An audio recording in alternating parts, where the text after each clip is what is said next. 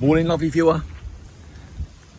Well, I'm braving the front garden today. There is a lot of wind and I might have to go into voiceover mode, but we're going to see how it goes. This is Rose Deep Secret and this is in its second flush, and it's a rose that's seeing its second summer, and it's doing very well. Very fragrant rose. And this is the new bed that I've created here. I haven't planted these roses in their final positions as yet for a few reasons, but they will be going in the ground. This is Mum in a Million, and I wanted to say, I said to Linda already when I went to the garden centre and bought this rose this year, I spoke to the rose guy. I think he's a head sort of rosarian there, and it is a rose nursery. He showed me this Mum in a Million. These ones are starting to go slightly over. He showed me this Rose in a Million that's in a 20-litre pot. I don't know if you can see that. I've crudely put these stakes in to stop it blowing over. And he had a whole row of other Mum in a Millions in the smaller sort of traditional David Austin size pots, and they were less than half the size, and this one was huge. And he told me that they were all the same age, this rose and an entire row of Mum in a Million that were kind of this size. This is a new potted rose as well. He told me they were all farmed at the same time, and I made an assumption that this rose was much older because it's much bigger. And he said that because they outpotted it, the roots had chance to expand and grow bigger, grow stronger, and that was the reason that this rose is much bigger. And what the garden centre, what the nursery get from it, is they charge a bit more for a more substantial rose, but the roses were all the same age, all farmed together. And I think there's market for that. I really do. You know, people who are willing to pay just that little bit more for a more substantial rose. I know many people, they want to get a rose as cheap as possible, of course. But I do believe there is market for that. My sweet honey in the back garden is the same. I bought it in a 20-litre pot. I paid a few pounds extra for it, and you see the size of it. It is huge. Yes, I haven't planted these in the ground as yet, but the point I wanted to make was, even if they don't go in the ground straight away, perhaps it's important to at least up-pot it into these larger pots. And these roses are new this year. They've been planted in ordinary garden earth, 50-50 mix with John Innes number 3. So that was the point I wanted to make. If you have a pot, you know, at least up-pot it if it's not gonna go in the ground. But these roses, they will be going in the ground in the winter. And the other thing is, because they're young roses and we have rabbits here, I wanted to just elevate them just a bit for the time being, whilst they grow strong, or a little bit stronger at least, to give them half the chance. Oh, the wind. This is Rosemary Harkness. This is just a year old, this one. In fact, it's not even a year old. I planted it in the winter. But the one I have in the back garden is looking absolutely divine at the moment. And here we have Bare Naked Lane. Bare Naked Lane. It's doing better now. It is doing much better now. But before we look at these, I wanted to just talk very quickly about rose feed, because this rose here is boscobel. Oh, I might have to go into voiceover, you know, because of the wind.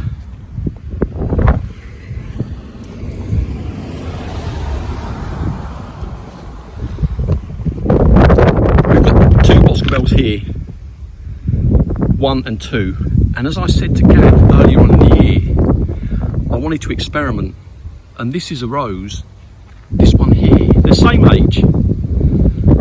This one here I fed after first flush, and you can see it is giving me an amount of buds, not as good as last year, but it's performing pretty well. You're seeing quite strong stems with a number of buds on there, whereas this one, can you see that? Just a short, thin, stubby little stem with a single flower on top. You see that? Oh, you can't see that too well, but you see just a short, stubby stem. And this one has got less foliage compared to this one. So read into that what you will, but I've left some rose feed here because I do want to talk about this. This is the pellet stuff, and this is what I put down after first flush on that rose there. And the rest of my roses in the ground I haven't fed at all this year, as you know. But what I wanted to say was, if you are going to use this pellet feed, you have to be very, very careful in terms of quantity. Now, whenever I read the instructions on these roses, it's like the krypton factor as far as I'm concerned. Very difficult to work out the actual dosage that you need. At least for me, very sort of confusing. But what I've worked out, and I've seen many sort of rose feeding videos, what I've worked out is you need just a small handful. That's all you need. And these rose feed producers, you know, they want you using as much as possible.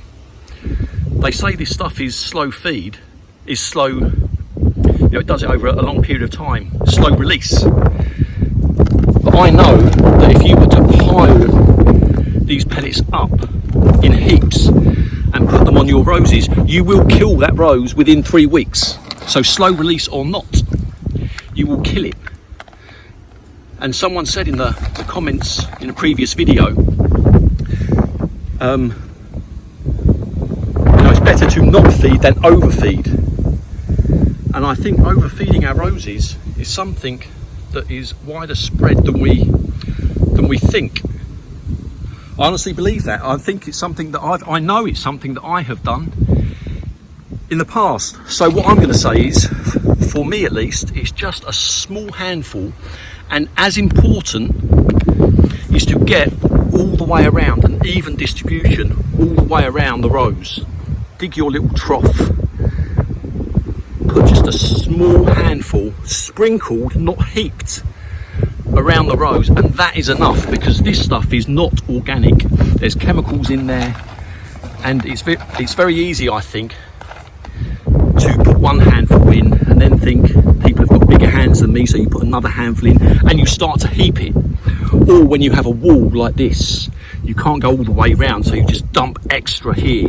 I think heaping it will just paralyze the roots of the rose in that section. So I wanted to just say that, because I think these rose feed producers, they know that overfeeding goes on, and I suspect it goes on also.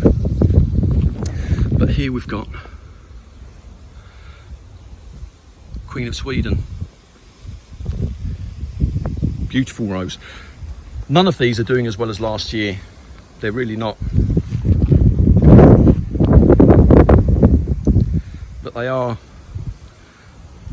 they're starting to do something now. I've said before, the weather we've had this year has been horrific. It really has. Bare naked lane, I called it, and I think that's right. Here we've got Roald Dahl. This is doing well. Now the potted roses, I have fed. as we were approaching first flush, I could tell. You see the boscobel that you saw there, just short, stubby little single buds on virtually all of my potted roses.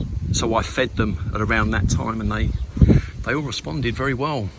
But Roald Dahl, I think this is it might be its second summer, possibly third, I'm not sure. Certainly its second full summer, but I think that's doing okay now, and it's looking very healthy. Where else shall we go? Elizabeth is coming into flower, so we'll have a look at Elizabeth. Now this is one of my favourite roses, you know, in terms of its flower.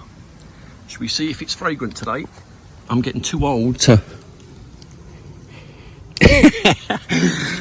Elizabeth, you naughty girl.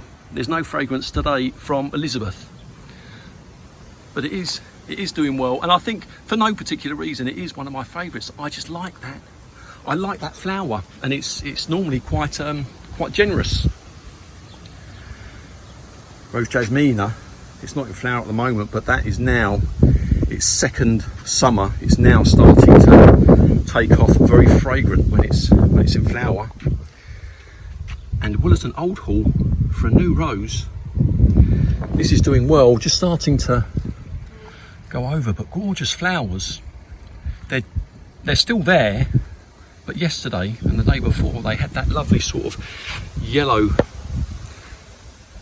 buttery sort of golden colour, and very fragrant. But that's doing well. Leonardo da Vinci, this here, I think my roses this year, the ones that do better in the rain, they're the roses that are shining. This one's just starting to go over now, but it's been in flower for a long time. Focus. It really has, and I've said already, Amadeus, I know it's going to be in flower for all of August. Doing fantastically well, and there's new growth, and I can see new buds from that growth forming. So I know without any shadow of a doubt that I can't even reach that. It's going to be in flower for all of August, and that is something that we like. Let's come around here. Let's talk about Gertrude first of all. Now this is second flush. All of these roses here are in second flush. Fruity Parfuma, the new growth coming through is third flush, but very disappointing this year. Very disappointing indeed. And this rose here, in fact, let's talk about this, Made of Kent. Now this, I've said before, is meant to be a repeat flowerer, and you can see my side. I'm growing it from here, and I spoke to my neighbour and asked her, you know, would it be okay to grow it over there and keep the properties as like one aspect, or separate? And my neighbour, good as gold, a magnificent neighbour, said no, have it growing through the centre. So I've grown it over there as well.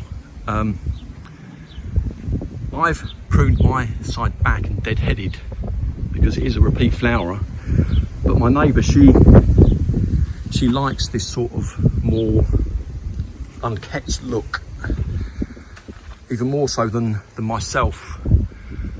And you can see here she likes to just to leave it, and there's no deadheading. I have offered to prune it back, you know, in an attempt to get it to reflower, but she likes this sort of greenery, and she likes it this sort of natural look. So whether this will reflower for me this year or not, I don't know. But my side, I've tried to tidy up and deadhead with that attempt to get it to reflower, but I'm not sure it will. I mean, don't get me wrong, her side, it does look fantastic. It really does, and that's the sort of look that she likes. Bliss Parfuma, as you know, this is one of my favourites. This is a new rose, beginning of this year, and this is its second flush as well. The one in the back garden, those roses I have in the centre, most of those are now approaching third flush, with the exception of Rosemary Harkness. But this is second flush, and this really is a lovely flower. This one's going over. But this is a rose I really do recommend. And a gorgeous fragrance, I think. But there's nothing else in, Summer Romance. This has been in flower for what seems like an eternity, and it's seen an awful lot of wet weather. And these flowers have survived, but it's holding on for dear life. And to be fair, this needs a dead head now as well. A gorgeous rose, and it's still fragrant, even though this probably needs a dead head now. They are holding on for dear life. And we've got just a couple of flowers from Desdemona, but it's budding okay. But this will be going in the ground here next year, and I am going to extend this bed again. I'm going to bring this bed around there somewhere, and then go in just around there. And the companion planting, we need to sort that next year. Something that's rabbit proof, badger proof, something that doesn't dig up the bulbs that we put down. We did put a load of plants down, but some of them for some reason haven't come up this year. Some have, but most of them haven't. So we need to get that sorted out on these beds. We want more spring colour, so there's more targets for the rabbits. But I think that is about it. But I'm going to leave you with the money shot, and I think today it has to be the one I started with. Where should we get it from? Let's get it from this angle here. That's going to be the best one. It's Deep Secret Hybrid Tea Rose, and she is looking particularly fine at the moment. So there she is, lovely viewer. I hope you have a lovely day.